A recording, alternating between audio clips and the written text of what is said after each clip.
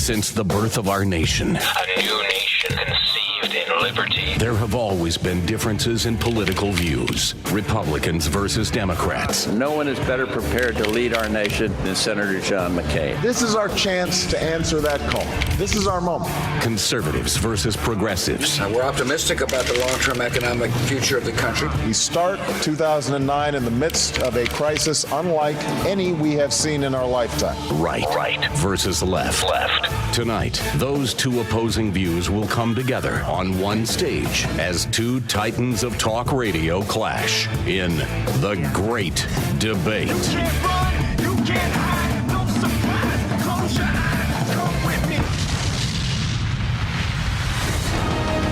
Here's a look at tonight's main event matchup. In the red corner, Michael Medved is heard weekday afternoons on AM 560 WIND from 2 to 5, broadcasting out of his studios in Seattle, Washington. With a strong conservative point of view. In the blue corner, Thom Hartmann is heard weekday afternoons on WCPT, Chicago's progressive talk, from 2 to 5, broadcasting out of his studios in Portland, Oregon. From a progressive point of view.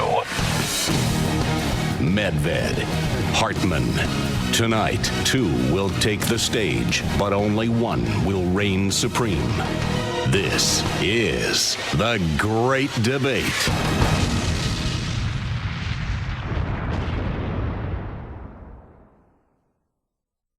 Now let's meet tonight's heavyweight champions, shall we? First on the left, he's heard each afternoon on 69 stations across the country by over 1.5 million listeners. He can be heard locally at WCPT AM and FM. He's the author of numerous books, has been named America's most important liberal talker by Talkers Magazine. He holds a PhD in homeopathic medicine, and he lives in Portland, Oregon. Would you please welcome Thom Hartmann.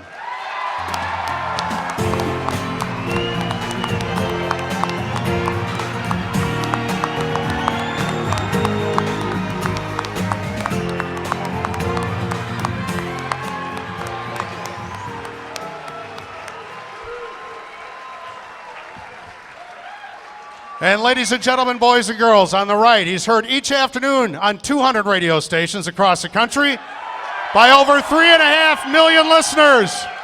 Included here on AM 560 WIND, he's the author of numerous books, has been consistently ranked as one of the top talk radio hosts in the country by Talkers Magazine.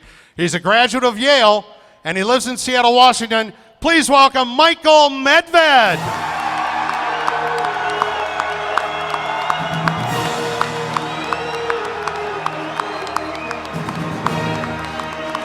Are you ready to rumble? Welcome to The Great Debate 2009. Moderators, take it away. For starters, we're going to let Thom Hartmann give us an opening statement of about 2 minutes. Thank you. Thank you.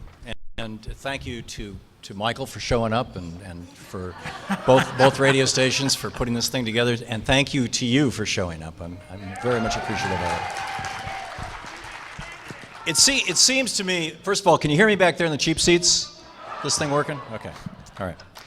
It seems to me that one of the biggest challenges that we're facing, particularly as we go into this new Obama era, as it were, is redefining our notion of the commons and what is the appropriate function and purpose of government. This has been a debate we've been having in this country literally since its inception, in fact, for 100 years before its inception. And it's one that I think reasonable, honest people with a lot of integrity and a lot of goodwill who truly love their nation can strongly disagree on. Where does the commons begin and where does it end? You know, what is it all about? People say, this is, our school systems are socialist or something. You know, these words get thrown around a lot. And yet nobody's objecting to our socialist police departments or our socialist fire departments or the socialist public streets that we have, or the socialist water systems and electric systems in community systems. The question is, where do our rights begin and end, and how do we constrain government in a way that will protect our rights and yet will not take them?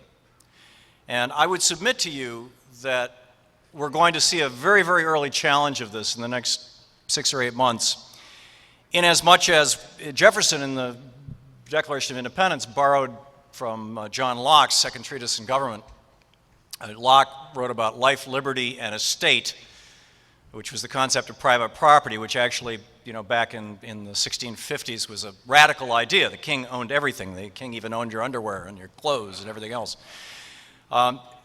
But by the 1770s, the idea of private property was pretty much accepted, so Jefferson wrote Life, Liberty, and the Pursuit of Happiness, the first time the word happiness had ever been in the defining document of any nation, frankly.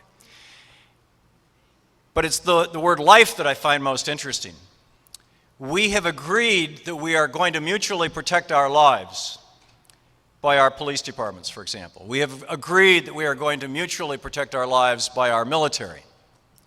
We have agreed that we're going to mutually protect our lives by agreeing to a set of rules that have to do with how we conduct ourselves on the roads. We've agreed that we're going to protect our lives in our homes with the fire department. Yet how can we say that we really believe in a right to life in this country if a person becomes sick and either A, they can't get well because they don't have the means to do so, or B, if they do attempt to get well, it so completely wipes them out that they're left with nothing, that their life is ruined. 50% of all bankruptcies in this country are the consequence of people becoming sick.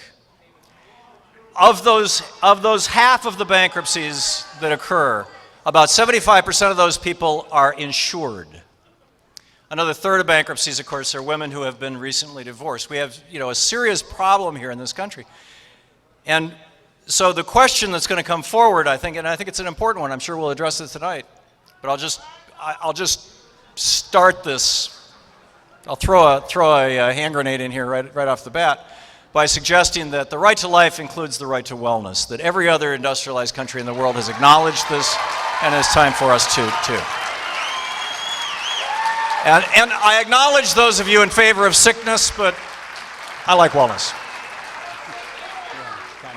Tell Michael he's up. I don't know if that was 2 minutes or not. Yeah. Yeah, go ahead. Tell Michael he's up. Michael, go right ahead now. Well, certainly. Look, I want to, first of all, agree, and I'm stunned to hear that Thom Hartmann is a supporter of the right to life. That's good news.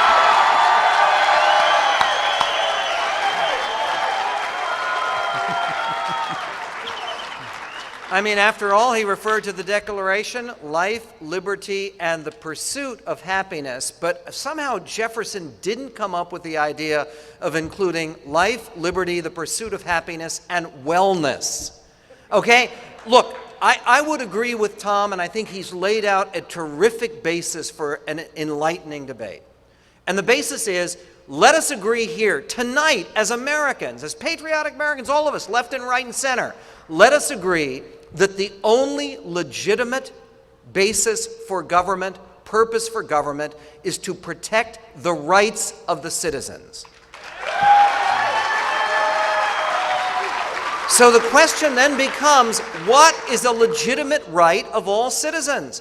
I do not believe there is such a thing as a right to wellness. There is not such a thing as a right to food. There is not such a thing as a right to housing. Okay? Because one of the things that the founders understood, and that a son of Illinois named Lincoln understood, who was a pretty fair debater, is that if you want to guarantee somebody's right, you also have to guarantee somebody's right to starve if they choose not to work.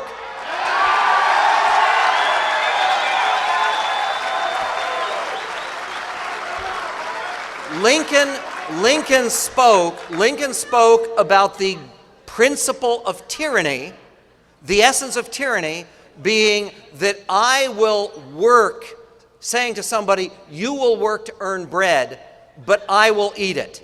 The idea that somehow you are going to improve medical care in this country by you paying for your neighbor's medical care, and your neighbor paying for the next neighbor's medical care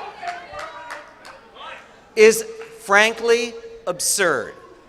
The idea